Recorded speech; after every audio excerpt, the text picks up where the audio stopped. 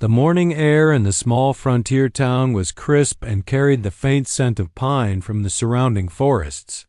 Townsfolk bustled along the dirt streets, their boots kicking up dust as they made their way toward the old wooden town hall. It was auction day, a rare event that drew nearly everyone in town, for it was the place where farmers, tradesmen, and townspeople came together to buy and sell goods ranging from livestock to tools, and occasionally items of strange or unusual origin. Among them was John, a rugged lumberjack whose life had always been defined by solitude and hard labor. Towering and broad-shouldered, with calloused hands and a beard streaked with gray, John was known in town for his honesty and quiet demeanor, though he rarely engaged beyond simple greetings and courteous nods. He carried with him the loneliness that had accumulated over years of working in the deep forests, where the only company he had was the whisper of the wind through the trees and the rhythm of his axe against timber. Inside the hall, the air buzzed with excitement and chatter, punctuated by the calls of the auctioneer. Chairs creaked as people leaned forward, eagerly eyeing the next lot. The crowd was used to livestock, carts, and farm tools, but murmurs ran through the room when the auctioneer announced a strange, unexpected item. Lot number 32, he called, pausing for dramatic effect. A woman, new to town, needs a home. Gasps rippled through the crowd as a figure was brought forward, her head covered with a coarse sack tied under her chin. The muffled sounds of her movement barely pierced the thick silence that followed the announcement. Whispers and confused glances spread like wildfire. Why would a person be sold at an auction? And why with her head concealed? Most of the townspeople recoiled, uncertain and uncomfortable.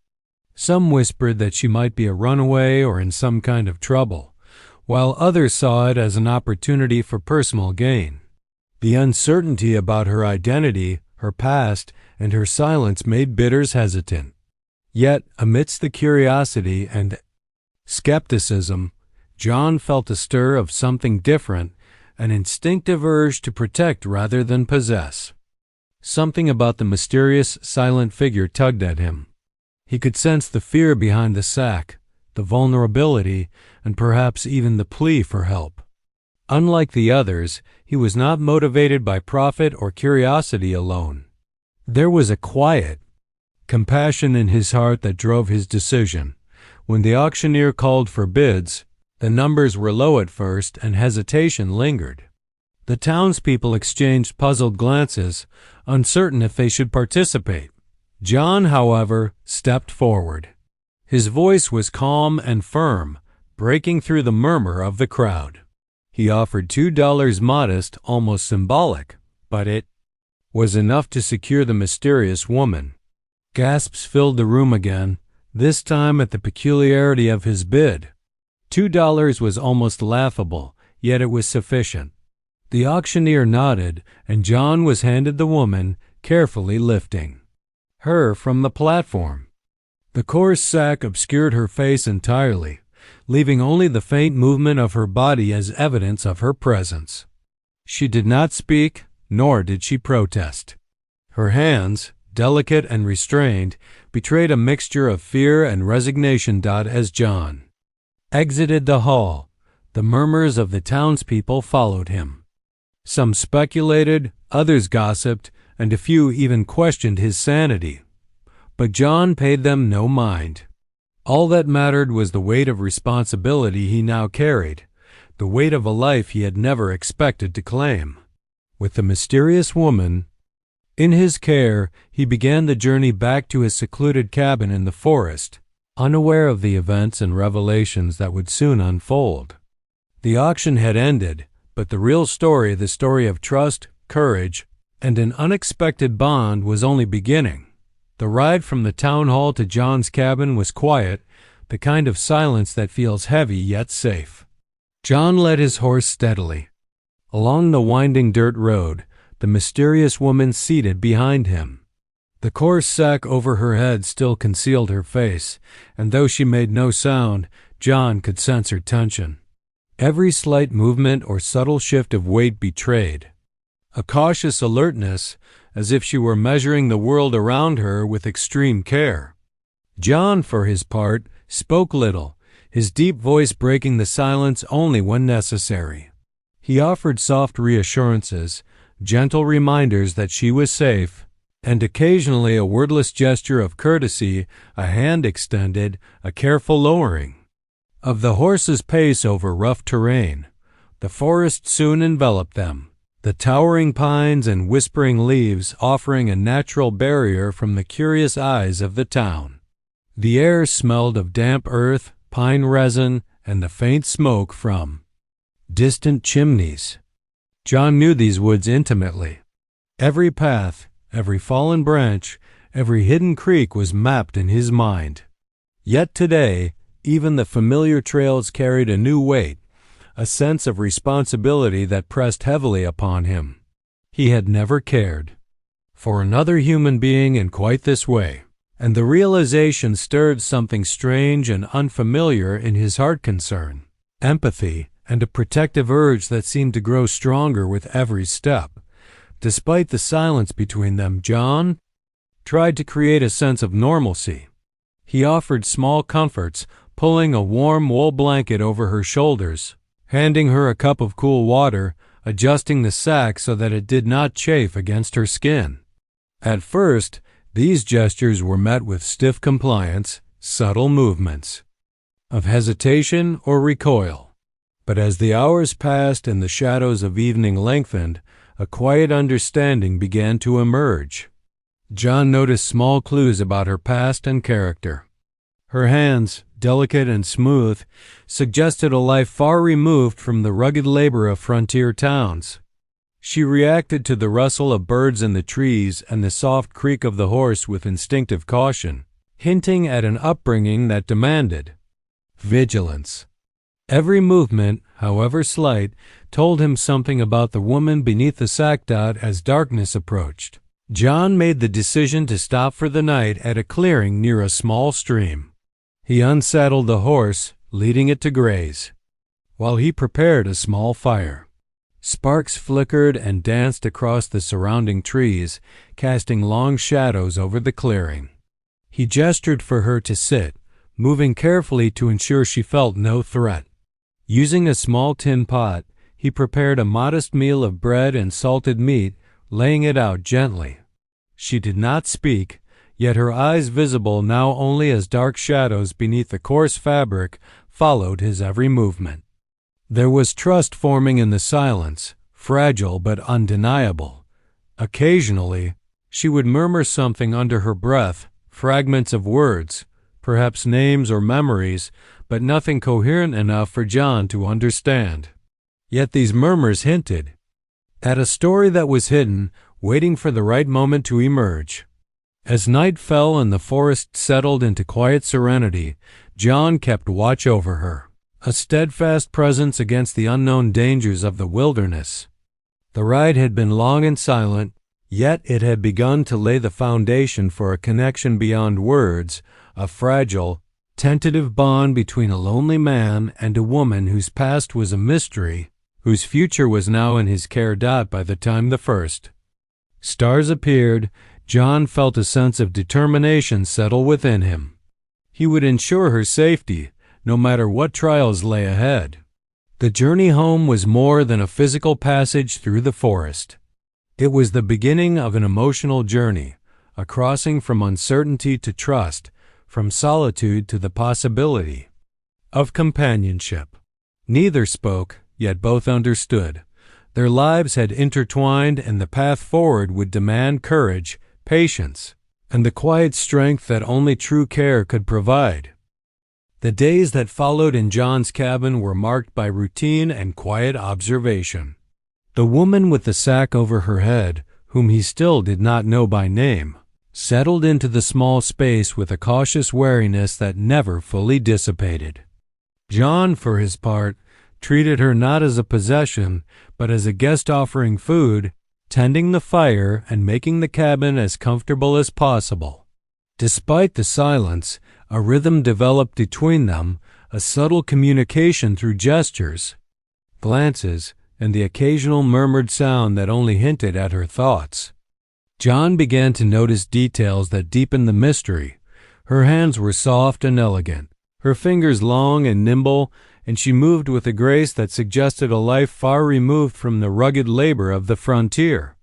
Even in the simplest tasks, pouring water, folding a blanket, there was precision and care, a hint of refinement that contrasted sharply with the wilderness around them. At first, John had assumed she might be a runaway or someone desperate for shelter. But as he observed her more closely, he realized there was more to her story than fear or need.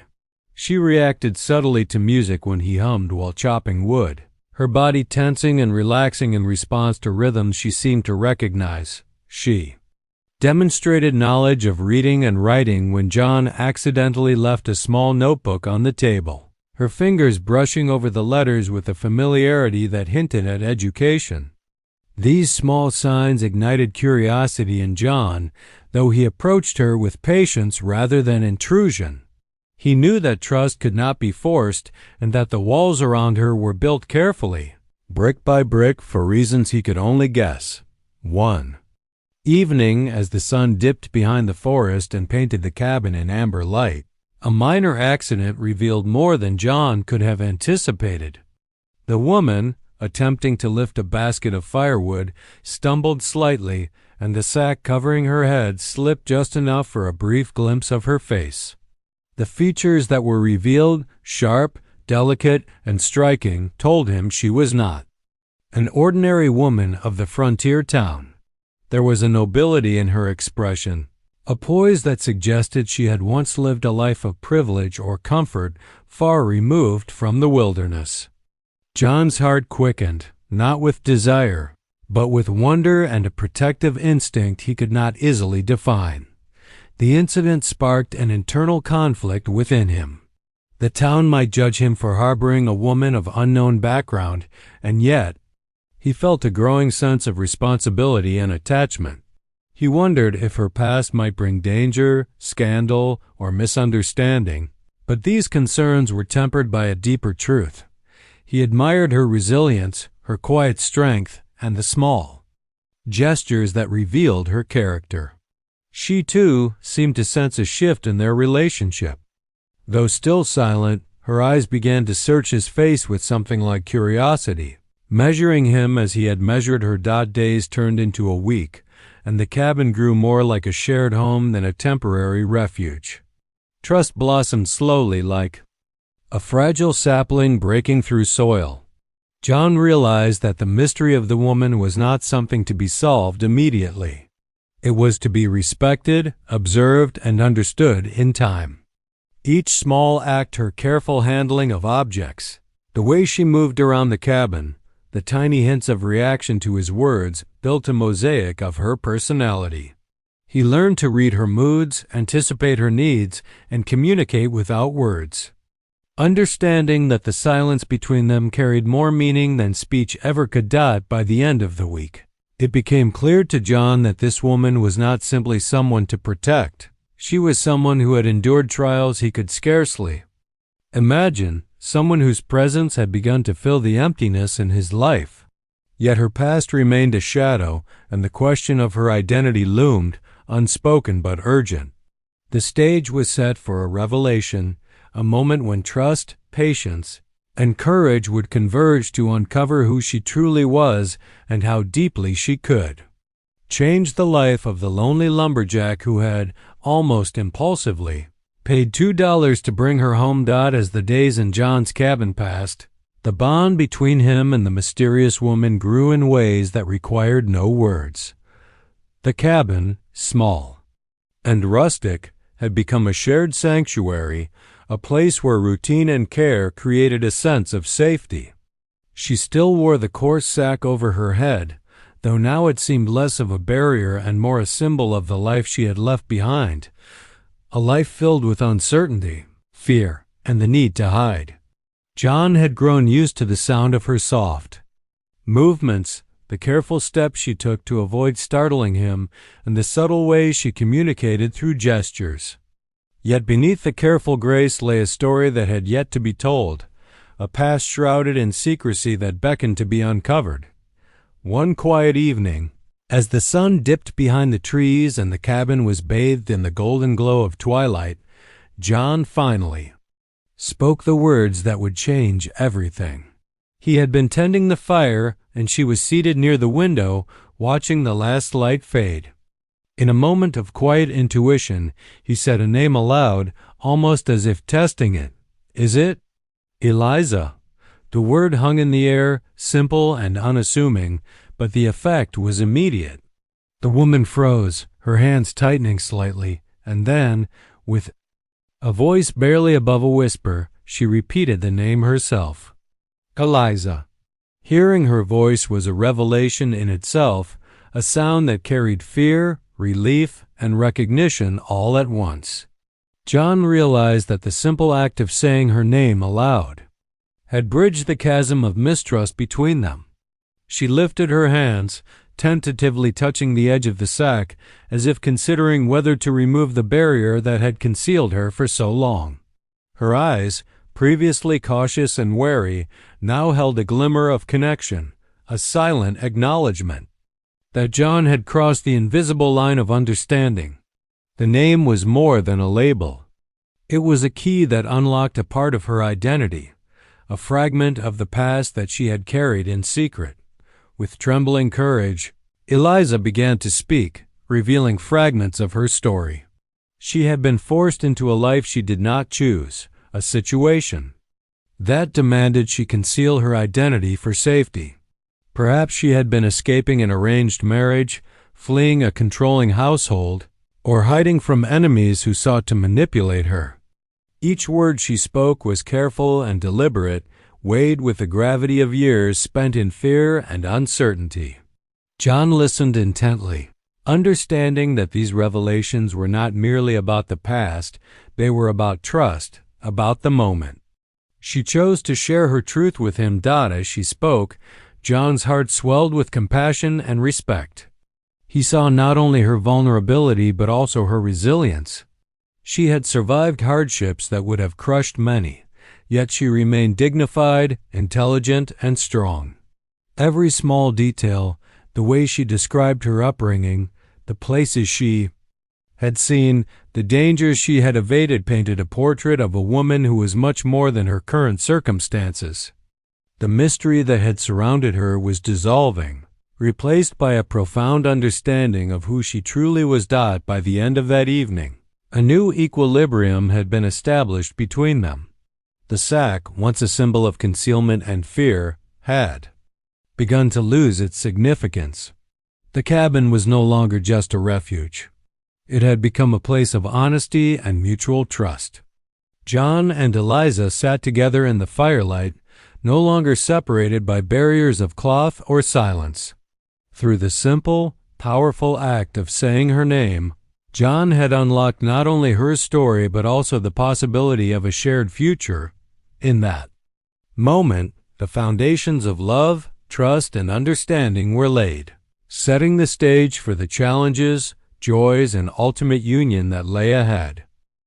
The morning after Eliza revealed her name and part of her story, John and Eliza could no longer ignore the looming presence of the town beyond the forest.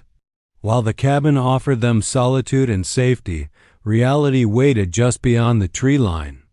In the form of gossiping neighbors, curious onlookers, and the harsh scrutiny of a small frontier community. Word traveled quickly, as it always did in a town where everyone knew each other's business. People whispered about the lumberjack who had bought a woman at auction and now kept her hidden in the woods. Some speculated about her background, imagining scandalous scenarios. Others doubted John's motives, questioning whether his intentions were honorable or self-serving. The tension grew, and it was only a matter of time before they would have to face judgment. Despite the potential danger and social pressure, John felt no hesitation in defending Eliza. The days spent together had shown him her character, resilience, and intelligence, and he knew that her past, though shrouded in mystery, did not diminish her worth. He resolved that their lives would not be dictated by the gossip of others.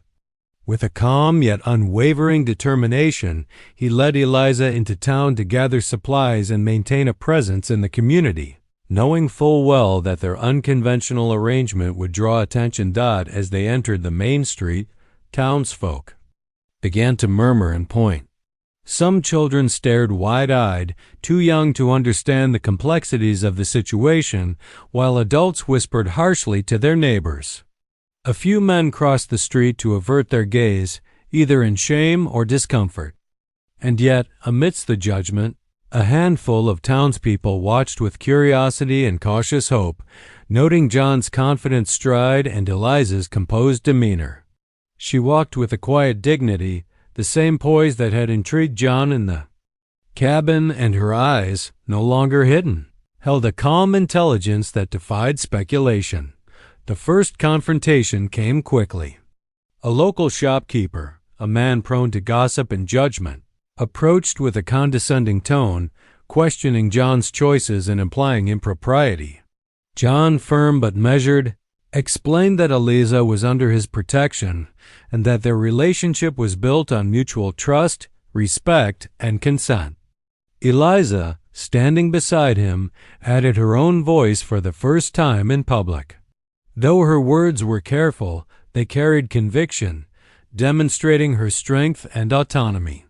The townsfolk, witnessing her courage and the clear respect between the two, began to reconsider their assumptions. Over the next several days, the town's scrutiny did not vanish, but it shifted. People who had initially doubted John's motives now saw him as honorable and principled, someone who valued integrity over gossip. Likewise, Eliza's presence and poise challenged stereotypes. She was no passive figure or helpless victim, but a woman with intelligence, grace, and strength who had chosen to trust the man who had shown her kindness. Slowly, the town began to accept them, not all at once, and not without lingering whispers, but enough to allow John and Eliza a sense of belonging outside the cabin walls. This period of facing the town was more than mere confrontation. It was a test of their mutual trust and resilience. John and Eliza learned that the bond they had forged in the quiet of the forest could withstand the scrutiny and judgment of society. The challenges of public perception became opportunities for them to demonstrate the values that had brought them together: honesty, respect, patience, and love. By confronting the town together, they solidified their partnership, proving to themselves and others that their connection was genuine and unshakable. By the end of this phase, the couple emerged stronger. The social tension, though not entirely gone, had been tempered by courage and integrity. John and Eliza had faced the town's judgment side by side, and in doing so, they discovered that love and trust could not only survive adversity, but could flourish in its face. They were now ready for the final chapter of their story, a commitment to each other in the form of marriage, uniting their lives fully and publicly, in defiance of doubt and expectation, after weeks of building trust, understanding, and resilience. Together, John and Eliza reached the point where the only step left was to commit themselves fully to one another. Their bond had grown strong in the solitude of the forest, tempered by challenges, mutual care, and the quiet intimacy of shared routines. Yet the world beyond the trees still watched, and it was time to face life openly, not as a secretive pair, but as a united couple. John, once a solitary figure defined by the rhythm of axe and timber, now felt a depth of connection he had never known. For Eliza, the cabin had been a refuge, a place to shed fear and regain her voice. Now it was the springboard into a life defined by trust, choice, and love. The wedding was modest but heartfelt, reflecting the simplicity and sincerity of their lives. In a clearing near the cabin, decorated with garlands of wildflowers and a warm glow of lanterns, neighbors who had come to respect and accept their relationship gathered. The forest, a silent witness to their journey, framed the ceremony with its towering pines and dappled sunlight. John stood tall and resolute, his hands roughened by years of labor, but now carrying the weight of love and commitment.